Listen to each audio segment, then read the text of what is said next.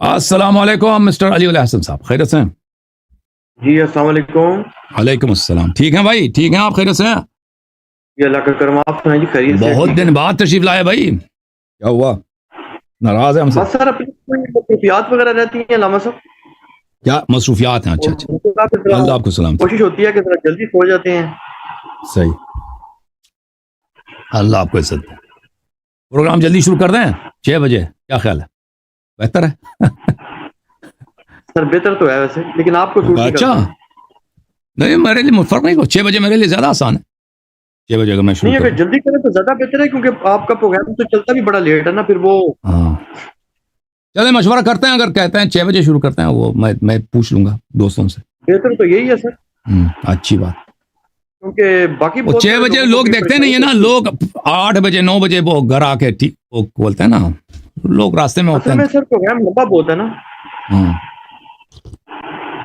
وہ پروگرام ایسا کہ بیٹھتے ہیں نا ایک دفعہ، پھر جاتے نہیں ہیں نا. چکر یہ ہے جب ایک دفعہ بیٹھ جاتے ہیں سامنے نا، ہمارا پروگرام ایسا ہوتا ہے، پھر روز کو چھوڑ کے جانے والے کم ہوتے ہیں، آخر تک بیٹھتے ہیں. ہم 10 گھنٹے بیٹھے نا ادھر بیٹھے رہیں گے. ہاں یہ ہوتا ہے ہمارے ساتھ، یہ ہمیشہ فارسی عربی سب میں ہی چکر ہے ہمارے ساتھ. ایک دفعہ بیٹھ جاتے ہیں تو پھر وہ نہیں نکل سکتے. جی بولیں، حکم کریں، کیا حکم ہے بھائی؟ اچھا علامہ صاحب، آپ کے اور باقی بھی جو شیعہ حضرات ڈیبیٹس وغیرہ کر رہے ہیں نا آن لائن، ان کے متعلق نا کچھ پوسٹ وغیرہ دیکھی ہیں، تو اس میں کچھ سوال کیے گئے ہیں نا. ایک تو یہ کہا گیا کہ آپ یہ بات واضح فرما دیں کہ آپ کے ساتھ اگر کوئی بڑا اہل سنت، بریلوی، دیوبندی، اہل حدیث یا کسی بھی سنی مکتب فکر کا بہت بڑی شخصیت آپ کے ساتھ گفتگو کرے نا، تو وہ کس بنیاد پہ کرے گی؟ یعنی کہ دلائل قرآن سے دے گی؟ تو بقول ان کے وہ کہتے ہیں کہ آپ تو قرآن کی حفاظت کو تسلیم ہی نہیں کرتے. نہیں، قرآن کو ہم یہ حجت باتیں مانتے ہیں کریں بھائی، کہ قرآن قرآن سے آپ کو حجت ہے. کیسے دلیل دے دیکھیں گا؟ بات یہ ہے کہ اگر وہ کہتے ہیں کوئی چیز قرآن میں نہیں ہے، دیکھیں دو باتیں نا، ایک چیز قرآن میں موجود ہے اس کو تو ہم حجت مانتے ہیں. اگر وہ یہ دلیل لائیں کہ فلاں چیز قرآن میں نہیں ہے، ٹھیک ہے نا، پھر ہم کہتے ہیں کہ جب آپ کے اپنے مذہب میں یہ موجود ہے کہ قرآن کامل نہیں ہے، تو کسی مطلب کا قرآن میں نہ ہونا اس کا مطلب یہ نہیں کہ اللہ نے اس کو بتایا نہیں ہے. ویسے بھی اگر پورا قرآن بھی ہمارے پاس ہوتا نا اور کوئی مطلب قرآن میں نہ ہوتا، سنت میں ہوتی، فرق ہی نہیں پڑتا بھائی. یہ ان کی جانب سے کھیل ہے، جماعت مخالفین کی جانب سے ایک گیم ہے کہ بھائی تم صرف قرآن سے دکھاؤ. یہ کوئی اسلامی عقیدہ نہیں ہے. اگر کوئی چیز اگر قرآن میں نہیں ہے، سنت میں موجود ہے، تو ہم اس کو نہیں مانیں گے. یہ کوئی مسلمان نہیں کہہ سکتا. یہ ان کی جانب سے ایک گیم ہے، ایک کھیل ہے. ہم اس کا جواب دے رہے ہیں فقط کہ بھائی اگر تم کوئی چیز کہتے ہو قرآن میں نہیں ہے تو ٹھیک ہے بھائی، سنت میں تو ہے نا، اس کو کیوں نہیں مانتے؟ کہتے ہیں نہیں قرآن میں دکھاؤ. اوکے قرآن، تم پورا قرآن لے کے آؤ. پھر وہ جو حضرت عائشہ والے قرآن جو بکری کا ہی وغیرہ وغیرہ، وہ پورا قرآن پہلے لے کے آؤ، پھر ہم قرآن سے دکھائیں گے. تو عرض یہ، لیکن جو مطالب قرآن میں ہے ہم کبھی نہیں کہتے کہ ہم اس کو نہیں مانتے. البتہ یہ ہے کہ قرآن میں جو آیات ہیں یہ سب ایک جیسے نہیں ہیں. بعض صریح ہیں، بعض محکم ہیں، بعض متشابہ ہیں. ٹھیک ہے نا، سب آیات ایک جیسے تو نہیں ہیں. بعض آیات کے تفسیر میں ابہام ہو سکتا ہے، بعض آیات کی تفسیر میں ابہام نہیں ہو سکتا. تو لازمی بات ہے جو سامنے والا دلیل لائے گا وہ اس طرح دلیل لانا چاہیے اس کو کہ وہ آیا محکم ہو اس مدعا میں. مدعا یہ اس بات کو واقعا ثابت کرے. اگر اس میں بہت سارے محتملات ہیں، ایک احتمال بھئی ان کے مراد کی ہے، پھر تو وہ ان کے مدعا کو ثابت تو نہیں کر سکے گا کیونکہ وہ مبہم ہے. جی سر. اچھا دوسرا سر سوال یہ پوچھا گیا ہے کہ اہل سنت کی جو کتب ہیں ان کو آپ کوٹ تو کرتے ہیں جی. لیکن جب یہ جو اہل سنت کے جو محدثین عظام ہیں، پتہ نہیں آپ ان کے ایمان کے بھی قائل ہیں کہ نہیں؟ نہیں، کہاں ایمان کے قائل تو ہیں؟ آپ سے اگر آپ یعنی کس بنیاد پہ پھر آپ ان کی کچھ حدیث کو قبول کرتے ہیں، کچھ کو رد کرتے ہیں؟ یعنی وہ کہتے ہیں کہ کوئی اصول بتائیں نا. ہاں تو اور اسی طرح اصل آپ میں نے اپنی ہمیشہ کتب بتا دیا کہ اس میں بتائیں. جی ہمارا اصل کیا ہے. دیکھیں خود جماعت مخالفین کے محدثین نہیں کہتے کہ ہمارے سارے احادیث صحیح ہیں. کوئی نہیں کہتا دنیا میں، ٹھیک ہے نا. وہ خود کہتے ہیں بعض احادیث صحیح ہیں، بعض احادیث غیر صحیح ہیں، ٹھیک ہے نا. تو وہ خود پھر صحیح احادیث میں بھی آپس میں اختلاف چلتا ہے. آپ کو پتہ ہے ابو الحسن دارقطنی اتنا بڑا محدث تھا، اس نے بخاری کے احادیث پہ اشکال کیے. بخاری کے بعض احادیث کے اس نے تضعیف کیا، بھئی یہ احادیث بخاری نے لایا ہے، یہ ضعیف ہے. تو بخاری اس طرح نے، یا خود مسلم کا اپنا استاد جو ہے حافظ ابو ذر دمشقی، اس نے بخاری اور مسلم کے احادیث، یہ مسلم کا استاد ہے، اس نے کہا یہ کتابیں صحیح نہیں ہیں، ٹھیک ہے نا، اس نے دونوں پہ اشکال کیا، دونوں کی تضعیف کیا۔ اچھا، جروح تو سب میں ہوتا ہے، ہم حقیقتاً کن احادیث کو صحیح مانتے ہیں، ٹھیک ہے نا، ہم حقیقتاً ان احادیث کو صحیح مانتے ہیں جن کی تائید اہل بیت علیہ السلام کے کلام میں ملتی ہے، یعنی ہمارے نزدیک اہل بیت علیہ السلام حجت ہیں، ہمارے جو اہل سنت بھائی ہیں ان کے احادیث ہمارے نزدیک کوئی اہمیت نہیں رکھتی، ان کی کوئی صحت نہیں ہے، البتہ ان کے وہ احادیث جن کی تائید ہم اہل بیت علیہ السلام کے کلام میں ملتا ہے وہ احادیث صحیح ہیں۔ جو احادیث اہل بیت علیہ السلام کے کلام کے خلاف ہے تو بلا شک وہ جھوٹ ہے، اور جو احادیث نہ اہل بیت علیہ السلام کے احادیث کے خلاف ہیں، نہ یعنی ان کی تائید بھی نہیں ملتی اور ان کا مخالفت بھی ثابت نہیں، تو ہمیں نہیں معلوم کہ وہ احادیث صحیح ہیں یا نہیں ہیں، کیونکہ ان کے کتب میں ہمیں ثقہ نہیں ہے۔ تو یہ حقیقت میں ہمارا جو موقف ہے یہ ہے۔ اگر البتہ ہم جب مناظرے میں آ جاتے ہیں، گفتگو میں آ جاتے ہیں، تو لازمی بات ہے مخالف کے لیے ہم حجت لاتے ہیں ان کی اپنی کتب سے، وہ تو اس کو صحیح مانتے ہیں نا، جب وہ اس کو صحیح مانتے ہیں، سچ مانتے ہیں، اور تو پھر ان پہ تو حجت ہے، تو وہ تو ہم کسی بھی صحیح حدیث کو ان کے مقابلے میں لا سکتے ہیں ان کے کتب سے، کیونکہ وہ اس کو صحیح مانتے ہیں۔ جی جی علامہ صاحب اس میں دو چیزیں ہیں نا سر، ایک تو یہ ہے نا، میں اصل میں کلیئرٹی لینا چاہ رہا ہوں نا کہ بڑے بڑے علماء جب آپ کے ساتھ گفتگو کرنا چاہتے ہیں نا تو بات یہ کہتے ہیں کہ یار ہم ان سے بات کر ہی نہیں سکتے، کیسے بات کریں، ان کا اصول ہی ہمیں نہیں پتا کہ وہ ہماری تو جب دیکھیں بھائی، ہم دیکھیں میں آپ کو بتاتا ہوں، قرآن ہم حجت مانتے ہیں، ٹھیک ہے نا، قرآن حجت ہے۔ اگر کہتے ہیں کوئی مطلب قرآن میں نہیں ہے، جب نہ اس مطلب پہ آ جاتا ہے نا، تو اس کے مطابق میں نے موقف ظاہر کیا، یہ بات ہی غلط ہے۔ اگر قرآن میں نہیں ہے، میں سنت میں، تو کیا ہوا؟ سنت بھی وہی ہے، سنت بھی قرآن ہی کی طرح وہی ہے، بشرط کہ سنت صحیح ہو۔ اگر نہیں ہے پھر وہ اصرار کرتے ہیں کہ نہیں ہے، تو پھر ہم کہیں گے کہ بھائی تم اب پورا قرآن لے کے آؤ۔ قرآن ہم حجت مانتے ہیں، اپنے احادیث کو ہم حجت مانتے ہیں، کلینی صاحب کی جتنی احادیث ہیں ہم اس کو حجت مانتے ہیں، صدوق صاحب کی جتنی احادیث ہیں ہم حجت مانتے ہیں۔ اس کے علاوہ کتاب جامع الزیارات جتنی احادیث ہیں ہم اس کو حجت مانتے ہیں، بصائر الدرجات جتنی احادیث ہم حجت مانتے ہیں، اللہ تعالیٰ آپ کو بلا کر کتاب محاسن برقی جتنے احادیث ہیں ہم اس کو حجت مانتے ہیں، صحیح مانتے ہیں۔ یہ احادیث ہمارے اکثر احادیث صحیح ہیں، بہت کم احادیث ہے شیعہ میں جس کو ہم اس کی تضعیف کر دیتے ہیں، اور وہ بھی غیر معروف غیر مشہور کتب میں، جن کے مصادر غیر معلوم ہے، یعنی مصادر ثانویہ میں ہیں، ان کو ہم نہیں مانتے، باقی سب احادیث کو مانتے ہیں۔ اس کے علاوہ ہم حکم عقل کو جو واضح ہو، یعنی جو بھی عاقل شخص کے سامنے آپ یہ بات رکھیں نا، یہ صحیح ہے، یہ غلط ہے، تو وہ اعتراف کرے گا کہ بھئی ہم اس کو حجت مانتے ہیں۔ پھر قرآن حجت ہے بشرط یہ کہ نص ہو، مبہم متشابہ نہ ہو۔ ہمارے احادیث سب حجت ہیں، ان کو مانتے ہیں۔ اس کے علاوہ حکم عقل کو بھی حجت مانتے ہیں بشرط یہ کہ واضح حکم ہو، ایسی بات کہ کسی کو سمجھ آئے کسی کو سمجھ نہ آئے، تو پھر وہ دلیل نہیں بنتی۔ یہ سب ہم اس کو حجت مانتے ہیں۔ جو بھی شخص ہم پہ دلیل لانا چاہتا ہے، ہم بسم اللہ، قرآن ہے، ہماری احادیث ہیں، ہمارے مواقف ہیں، بسم اللہ ثابت کریں۔ جی مطلب ہے کہ آپ کی جو احادیث کی کتب میں اہل تشیع کی، ان سے جو بھی عالم آ کے جو مرضی روایت اندھا دھند پڑے گا آپ اس کو قبول کر لیں گے، سند وغیرہ نہیں کھولیں گے آپ؟ بالکل نہیں۔ اگر ان کتابوں سے جو میں نے ذکر کیا نا، کتب اربعہ ہے، کتاب کلینی صاحب کی کتاب ہے، جن کا میں نے ذکر کیا، یہ سب احادیث ان کی صحیح ہے، ٹھیک ہے نا۔ البتہ یہ ہے کہ بعض احادیث وہ ان کے ساتھ وہ لکھا ہوتا ہے کہ تقیہ کی حدیث ہے، وہ پتہ چل جاتا ہے، وہ بھی صحیح ہے، لیکن وہ تقیہ کے طور پہ صادر میں نہیں کہتا وہ غلط ہے، وہ صحیح ہیں وہ، لیکن اس کا صدور تقیہ کی وجہ سے، وہ بھی اکثر فروعات میں ہوتا ہے، وہ مثلا پیر دھونے کے مسئلے میں ہوتا ہے، یا مثلا الصلاۃ خیر من النوم والے اس طرح کے مسائل میں، ٹھیک ہے نا، وہ واضح ہوتا ہے وہ بات۔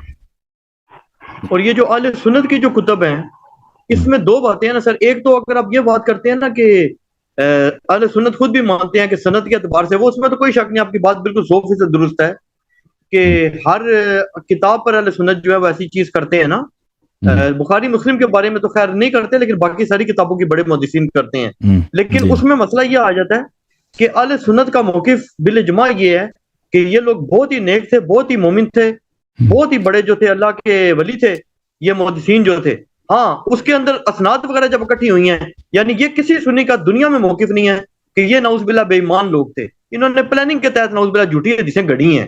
تو آپ کا موقف اہل سنت کے محدثین کے بارے میں کیا ہے؟ اگر تو آپ یہ کہتے ہیں کہ نعوذ باللہ یہ صاحب ایمان لوگ نہیں تھے، نعوذ باللہ دین کا بیڑا غرق کرنا چاہتے تھے، جیسے کہ وہ کہتے ہیں منکرین حدیث جو ہیں وہ یہ بات کہتے ہیں نعوذ باللہ کہ یہ لوگ باقاعدہ پلاننگ کے تحت اجمی سازش تھی نعوذ باللہ، اور ان لوگوں نے پلاننگ کے تحت نعوذ باللہ ایسی حدیث دین میں جان کے داخل کی ہیں، تو آپ کا ایسا موقف ہے پھر تو آپ کے لیے جائز نہیں ہے کہ آپ اہل سنت کی کسی بات کو بھی کوٹ کریں، کسی حدیث کی کتاب کو کوٹ کرنا جائز ہی نہیں آپ کے بالکل لیے۔ بالکل، دیکھیں ہم اپنے اصول دین ثابت کرنے کے لیے اپنے لیے اہل بیت اہل سنت کے احادیث کے محتاج نہیں ہیں. دیکھیں جب ہم جب شیعوں کے لیے گفتگو کرتے ہیں، ٹھیک ہے نا، جب ہم شیعہ پروگرام رکھتے ہیں، میں اس میں وہ مخالفین کی کوئی حدیث نقل نہیں کرتا، کیونکہ ہم ان کے احادیث غیر معتبر سمجھتے ہیں، اعتبار سے ساقط سمجھتے ہیں. جیسے آپ نے کہا کہ آپ ان کو بڑے سچے سمجھتے ہیں، لیکن یہ بات آپ کی کہ وہ بڑے اللہ سے ڈرنے والے لوگ تھے، یہ مشہور کرایا گیا، یہ کتابوں میں ایسا نہیں لکھا.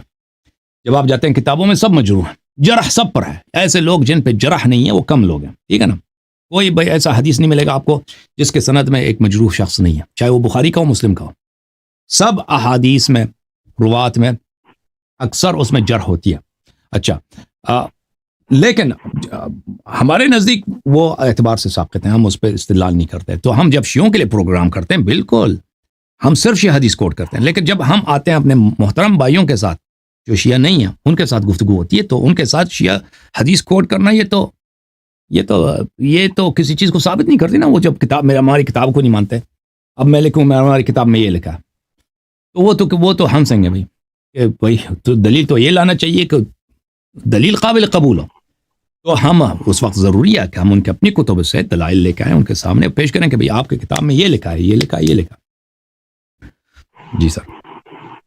نہیں، یہ جو منکرین حدیث جو لوگ ہیں، جی جو منکرین حدیث لوگ ہیں جو وہ الزام لگاتے ہیں اہل سنت کے محدثین پہ، وہ تو خیر آپ والوں پہ بھی لگاتے ہی ہیں، وہ تو کون سا آپ والے محدثین کو تو ان سے بھی بدتر جانتے ہیں. لیکن ویسے میں کہہ رہا ہوں کہ آپ کا کیا موقف ہے کہ یہ جو جیسے منکرین حدیث ان کے ایمان پر شبہ ظاہر کرتے ہیں نا محدثین کے، تو وہ آپ کا بھی یہی موقف ہے یا آپ یہ سمجھتے ہیں کہ ان سے غلطیاں ہوئی ہیں یا ان کے ایمان کے منکر ہیں آپ؟ دیکھیں بھائی، عرض یہ ہے کہ آپ کے ہاں جو احادیث ہیں یہ سب ایک ان کا طریقہ کار کیا بھائی. دیکھیں احادیث اکثر جو ہے بنی امیہ کے زمانے میں وضع کی گئی، اکثر جو احادیث وضع کی گئی ہیں جھوٹی احادیث، تو اس زمانے میں یہ محدثین تو پیدا بھی نہیں ہوئے تھے نا. بخاری جو ہے، مسلم ہے، احمد بن حنبل، یہ تو بعد میں پیدا ہوئے. اس زمانے میں بنی امیہ کے زمانے میں، معاویہ کی حکومت میں، اور پھر بنی مروان کے زمانے میں ان لوگوں کا بڑا وہ چل رہا تھا کہ اہل بیت علیہ السلام کے حقوق کو نفی کرنے اور ان کے مقابلے میں امیر المومنین علی علیہ السلام کے مقابلے میں ابو بکر عمر کو ہیرو بنا کر پیش کرنے میں. اس زمانے میں بہت سارے احادیث گڑے گئے، اور وہ زمانے یہ تھا کہ اکثر لوگ کیا تھے، 99% لوگ ان پڑھ تھے، اور کتابیں تو تھی نہیں. جو بھی چیز نقل اس زمانے میں کتاب کسی کے پاس نہیں تھا، کتاب اگر تھا بہت ہی کم قلیل لوگوں، اکثر چیزیں جو ہیں وہ سینہ بسینہ نقل ہوتا تھا. تو اس زمانے میں ان لوگ گورنمنٹ نے باقاعدہ سرپرستی کی، خلافت نے، اس زمانے کا جو دنیا کا سب سے بڑا سپر پاور تھا بنی امیہ، یہ احادیث بنائی جائیں ابو بکر عمر کی شان میں اور اہل بیت علیہ السلام کو گرانے میں، اور صحابہ کو مزید ان کے کردار کو مزید فروغ دینے کے لیے. تو اور جو لوگ یہ حدیث نقل کرتے تھے ان کو وظیفے ملتے تھے، ان کو باغات ملتے تھے، ان کو گرانٹس ملتے تھے، پیسے ملتے تھے، ان کو بڑے بڑے منصب ملتے تھے، فوج کے سردار بنائے جاتے تھے، گورنر بنائے جاتے تھے، قاضی بنائے جاتے تھے. تو اس طرح یہ حدیث گڑے گئے. تو بعد میں جو لوگ آئے نا، بہت سارے لوگوں کو نہیں پتا تھا. مثلا جو بعد میں جو لوگ ہیں یہ ایسا نہیں کہ احمد بن حنبل وغیرہ متعصب نہیں تھے، بڑے متعصب تھے، بڑے شدید متعصب تھے، اور یہ برداشت نہیں کرتے تھے حدیث صحیح بھی ہو اہل بیت علیہ السلام کے فضائل میں. آپ میری جو تقریر ایام فاطمیہ سلام اللہ علیہ کی نسبت سے ہوئی ہے، حضرت زہرا سلام اللہ علیہ کی شہادت کی نسبت، اس کے مقدمے میں نے 2 یا 3 تقاریر کی ہے جماعت مخالفین کے محدثین کے تعصب پر، کہ کس طرح یہ متعصب تھے. تو وہاں پر آپ دیکھ لیں کہ یہ لوگ کتنے متعصب تھے. اچھا، وہ بھی میں نمونے کے طور پہ مواد بہت زیادہ ہے. تو عرض یہ ہے کہ ان میں سے بہت سارے ایسے لوگ تھے جن کو بعد میں آنے والے لوگوں کو پتہ نہیں تھا کہ یہ احادیث غلط ہیں. انہوں نے ان کے پاس مثلا 3 نسل پہلے ان کے علاقے میں جو بہت بڑا عالم تھا، مثلا اس علاقے کا قاضی تھا، یا اس علاقے کا گورنر تھا، یا اس علاقے کا گورنر کی جانب سے امام جمعہ تھا، اس نے یہ احادیث نقل کی ہیں، لوگوں نے سنا ہے. وہ تو ان کے ایمان پہ شک نہیں کرتے تھے، بعد میں یہ لوگوں نے اس پہ اعتبار کیا، ٹھیک ہے نا. لیکن بہت دفعہ ان کو اگر کوئی بخاری وغیرہ کو اگر پتہ چل جاتا تھا کہ کوئی حدیث صحیح بھی ہے، تو وہ اس کو رد کرنے میں، وہ ان کو یا چھپانے میں یا نقل نہ کرنے میں، یا ایسے الفاظ اس کو بدل دیں تاکہ اس کو پتہ نہ چلے، تو وہ اس میں کوئی ان کو نہیں تھا، ڈر نہیں تھا. جی. اور علامہ صاحب یہ جو آپ کی جو کتب ہیں حدیث کی، تو یہ اس کی کیا گارنٹی ہے؟ کیونکہ اہل سنت کی جو کتب ہے نا، بالخصوص جو بخاری مسلم ہے، ان کو تو ورلڈ لیول پہ ایک ایکسیپٹنس حاصل ہے نا، چاہے آپ اس کو جو مشہوری، ایکسیپٹنس کوئی نہیں، ایکسیپٹنس کوئی نہیں. نام بھی نہیں پتا. تو اگر یہ اس طرح کی کتابوں کے بارے میں آپ یہ دعویٰ کرتے ہیں کہ ان کی یہ حالات ہیں آپ کے بقول، تو آپ کی جو کتب ہیں ان کے تو نام ہی نہیں لوگ جانتے، ان کو کیسے وہ اتھارٹی مان لیں گے؟ کیوں نہیں جانتے؟ دیکھیں شیعوں کی تعداد کم ہے، ٹھیک ہے نا. ثبوت کیا ہے اس کا کہ اگر یہ لوگ نہیں ہیں؟ بھائی بائبل جو ہے سب سے زیادہ مشہور بائبل ہے، قرآن سے بھی زیادہ بائبل مشہور ہے، ٹھیک ہے نا. بائبل جھوٹ سے بڑی پڑی ہے. اگر شہرت کوئی دلیل نہیں ہوتی ہے بھائی کہ ہماری کتابیں مشہور ہیں، آپ کی کتابیں نہیں مشہور. قرآن سے زیادہ بائبل مشہور ہے، قرآن سے زیادہ بائبل دنیا میں چھپتے ہیں، اس کے ہر زبان میں دنیا کے کونے کونے میں عیسائی پڑھیں. اور شہرت دلیل نہیں ہوتی، یہ صحیح بھی ہے. آپ کہتے ہیں نا کہ آپ کی صحیح ہے، بخاری مسلم کو زیادہ لوگ جانتے ہیں اس لیے کہ سنی زیادہ ہیں، شیعہ کم ہے. اس لیے نہیں کہ یہ زیادہ معتبر ہیں، کسی نے تحقیق کیا واقعا یہ زیادہ معتبر نکلا شیعوں کے کتابوں کے مقابلے میں، ٹھیک ہے نا. اس طرح تو نہیں ہے. ہماری کتابیں کیوں معتبر ہیں؟ اس کے دلائل بہت زیادہ واضح ہیں، کیونکہ ہماری کتابیں کتابوں سے نقل کی گئی ہیں. ائمہ اطہار علیہ السلام نے احادیث کی کتابیں لکھوائیں، اور یہ کتابیں جیسے ابھی ہمارے پاس کتابیں کافی مشہور ہے، اس زمانے میں اسی طرح کتابیں مشہور ہوتی تھیں. ان کتابوں سے انہوں نے احادیث جو ہزاروں کی تعداد میں کتابیں تھیں انہوں نے نقل کر دی اور اپنی کتاب میں مثلا کافی میں لا یضر الفقیہ وغیرہ میں ان لوگوں نے لکھی ہے. صحیح ہے بھائی. آپ کا موقف ہے کہ جو ائمہ اہل بیت ہیں یہ خود کتابیں لکھتے رہے ہیں؟ لکھاتے تھے جی لکھاتے تھے، بیان کرتے تھے. اس کا کیا ثبوت ہے؟ جی اس کا ثبوت کیا ہے سر؟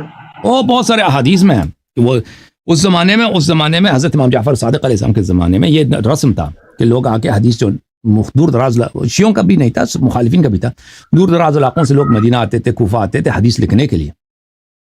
تو وہ شیخ حدیث کے پاس جاتے تھے حدیث لکھنے، اور شیعہ حضرات اپنے ائمہ علیہ السلام کے پاس جاتے تھے حدیث لکھنے کے لیے. اور اس کے دلائل بہت زیادہ ہیں ہماری کتابوں میں کہ وہ حدیث لکھاتے تھے، حدیث املا کرتے تھے، بعض دفعہ خود لکھ کے دیتے تھے کہ بھائی لوگ کہتے تھے کہ ہمیں لکھنا نہیں ہے تو آپ ہمیں لکھ کے دے دیں. اور پھر ان کے اصحاب میں دیکھیں، ان کے اصحاب ائمہ علیہ السلام، ہمارے سب راوی جو ہیں سب مصنف ہیں. ہمارے پاس اس طرح علم جرح و تعدیل جو جماعت مریا کے پاس ہے ہمارے پاس نہیں ہے. ہمارے پاس کیا ہے؟ اسماء المصنفین. مثلا زرارہ جو ہے اس کی کتنی کتابیں زیادہ، اللہ آپ کا بلا کرے، ابو بصیر خود اندھا تھا مصنف ہے، بہت ساری کتابیں اس نے لکھی ہیں، خود نہیں لکھ سکتا تھا، اس کا خادم تھا، اپنے خادم کو کہتا تھا کہ اس طرح لکھو اس طرح لکھو، وہ امام علیہ السلام سے سن کے اس کو لکھاتا تھا. اس طرح مثلا ہمارے جتنے اصحاب ائمہ علیہ السلام سب کے سب روات جو ہیں سب مصنف ہیں. تو کلینی صاحب نے کے پاس یہ کتابیں تھیں، شیخ صدوق صاحب کے پاس یہ کتابیں تھیں، ان کتابوں سے نقل کیا. اب آپ دیکھیں نا ہماری جو رجال کی کتابیں ہیں، ہر شخص کے نام کے آگے اس کی کتاب 50 کتاب 100 کتاب، بعض لوگوں کے آتے ہیں ایک صفحہ پورا ہوتا ہے اس کے کتابوں کے نام ہوتے ہیں، اس میں شاید 100-150 کتابیں آ جاتی ہیں اس طرح، ٹھیک ہے نا. تو علامہ صاحب یہ جو بخاری مسلم ہے ان کے متعلق یہ اہل سنت یہ دعویٰ نہیں کرتے کہ یہ بھی ہمارے پاس لکھی ہوئی تواتر سے آئی ہیں جیسے آپ دعویٰ کر رہے ہیں؟ بخاری مسلم کے بعد تواتر ہے نا. بخاری مسلم نے جو کتاب لکھی ہے بخاری تواتر ہے. بخاری مسلم کے تو 2-3 راوی ہیں نا، اس کے بعد کچھ نسلوں کے بعد یہ تواتر میں آ جاتا ہے. لیکن بخاری خود نہیں کہتا کہ یہ تواترن ہمیں پہنچا ہے نا. بخاری ایک حدیث ہے اس کی ایک ہی سند ہے یا 2 سند ہے، زیادہ سے زیادہ 1 سند ہے، اور اس میں غرائب کتنے ہیں کہ ہر طبقے میں صرف ایک ہی راوی ہوتا ہے. بخاری نے کبھی ادعا نہیں کیا کہ ہمارے بخاری کے سب راوی سب حدیث متواتر ہیں. میں آپ کو ایک کتاب دکھانا چاہتا ہوں بھائی صاحب، آپ دیکھ لیں اس کو. یہ ابن قتیبہ دینوری جو ہے بہت بڑے محدث تھے، یہ بخاری اور مسلم کے کلاس فیلو ہیں، یعنی ہم عصر ہیں، ان کے زمانے کے ہیں، ہم طبقہ ہیں، اور یہ بخوبی واقف ہیں. ان کی وفات سنہ 276، بخاری کی وفات سنہ 256، مسلم کی وفات 260، یعنی ہم عصر ہم طبقہ. وہی مشائخ جو بخاری نے دیکھے ہیں اس نے بھی دیکھے ہیں، وہ اس زمانے کے ماحول کو بخوبی جانتے ہیں ابن قتیبہ دینوری.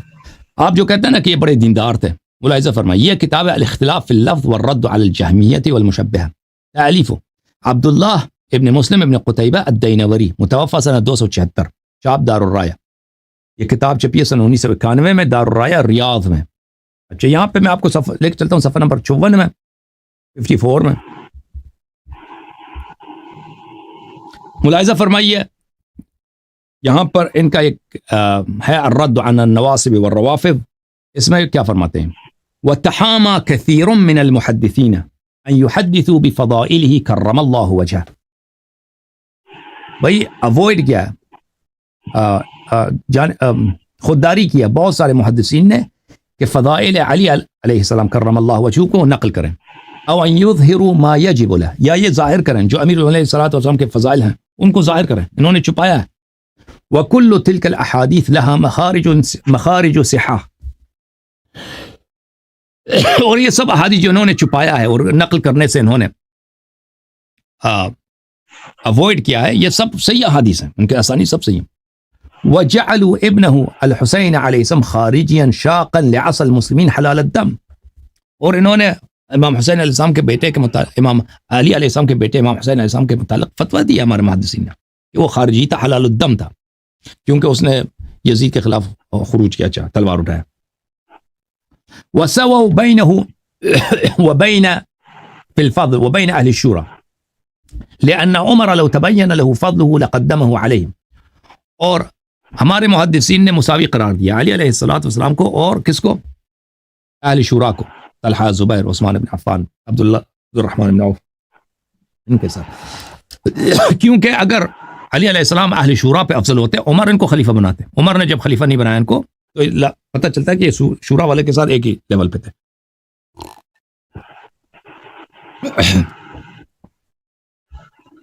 وَأَحْمَلُوا مَنْ ذَكَرَهُ، ہمارے محدثین نے جس شخص نے بھی امیر المؤمنین علیہ السلام کے فضائل نقل کیا اس کو ان لوگوں نے رد کیا، اس کو انہوں نے نظر انداز کیا، ان کو سائڈ پہ پش کیا۔ اور روا حدیث من فضائلہ، جو بھی شخص ان کے حدیث فضائل علیہ السلام نقل کرے، ہمارے محدثین اس کے خلاف تعصب سے اس کی بات کو نقل ہی نہیں کرتے، اس کو نظر انداز کرتے ہیں، اس کی بدنامی کراتے ہیں۔ حتی تحامى كثير من المحدثین ان يتحدثوا بها، اس کا نتیجہ یہ نکلا کہ بہت سارے محدثین نے اوائڈ کیا ہے کہ امیر المؤمنین علیہ السلام